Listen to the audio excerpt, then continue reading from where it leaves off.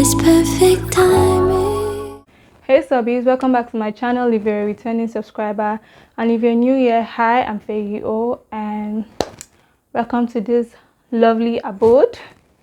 Okay, I promise you're not gonna regret it. I always find it hard to say all these words all over again, so if you notice I don't be saying the same things, but let's move. Anyway, so today's video I'm going to be explaining to you guys why I have been off YouTube for a month. I think it's about a month now.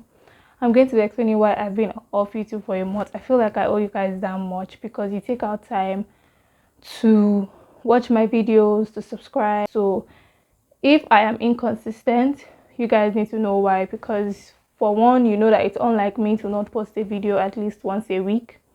So anyways, one of the reasons why I have been off YouTube is because you guys already know my last video, my phone got stolen, and although I got a new phone that same weekend, it was still like, it kind of prompted me to kind of like take a break because I sort of fell into depression. So I won't say depression in a way because like all my videos were gone from that like phone, every video that I had created, and you guys know that I batch create content, right? So the whole thought of losing like 8 videos in 1 month, like the whole thought of such plenty content for YouTube and Instagram, and the fact that I would have to create them all over again or have to find something new all over again, it was mind-blowing and overwhelming. For a content creator, it actually takes very little to get them have like creative block, and for me it's very easy. So that's why I always try to like stay on a normal path, a sane lane. I don't know if you understand me. So many things always run through my mind whenever I remember it, right? The fact that I was so close to being, probably my enemy would have been raped, my enemy would have been beaten, and yeah, I thank God for life. I'm very grateful to God and everything, but just that thought alone, like thinking or feeling how close you could have come, really got me. Like I'm someone that is, I'm a very emotional person, I'm a very sensitive person, so usually when things like that happen, once I cry it out, I'm done. I've thought about it and I'm done. I'm ready to move on. But like no, people around me didn't even notice because I was always all smiles. The moment I got a new phone, I was all smiles and everything. Everybody was like, so when are we going to hear the story time? When are we going to hear a story time of how your phone went?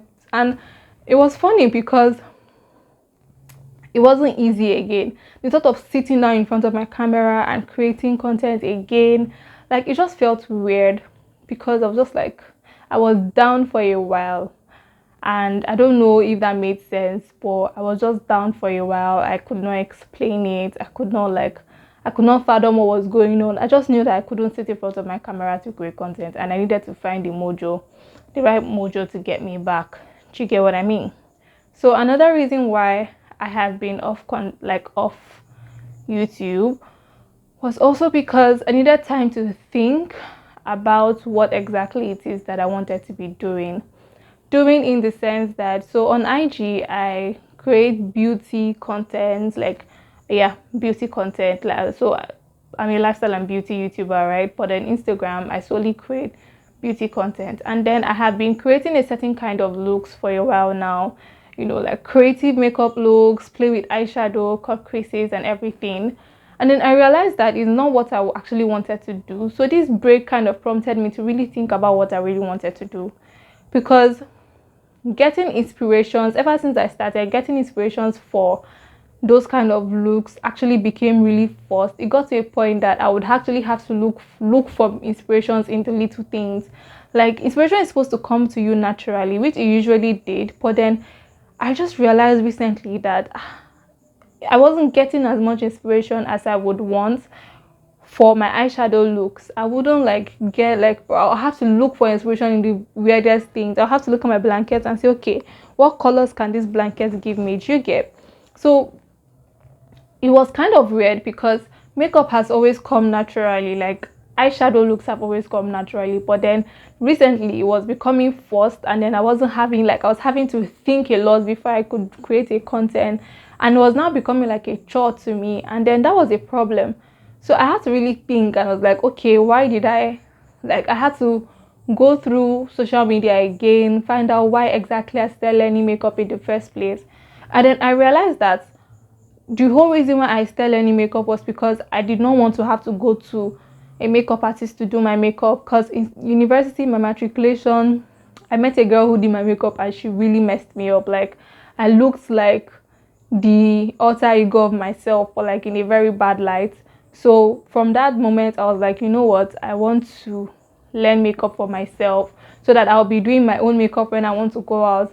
So when I thought about it, I was like, okay, so this is why I learned makeup, right? And then I realized that, so when I started learning makeup, I followed Lydia Stanley. She's a beauty influencer, and I realized that, I remember that whenever when I start makeup, I always wanted to like create content like she did, wearable content for everyday woman. And I don't know why down the line I suddenly drifted. I think I actually know when I drifted. I just don't know why I continue staying like that way down that path.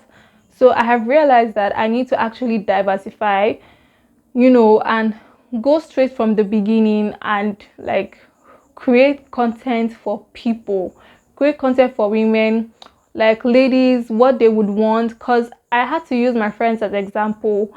They didn't know, obviously, but like I had to use my friends as example, meaning that um I had to think that, okay, majority of the audience that I had recently, like if they were to do makeup, if they were to go to a makeup artist to say, okay, I want to do and so makeup, my page is not the first page that they would go to for makeup inspo. My page is not the first page that they will take out a makeup inspo and show their makeup artist and say, oh, okay, this is the kind of makeup that I want to do.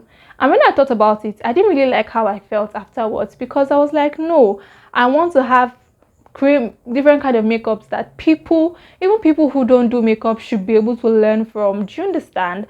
Like everyday wearable makeup that, oh, okay, you're going out and you're like, oh, I don't know this, I don't know what look to do for a date that I'm going to with my boyfriend.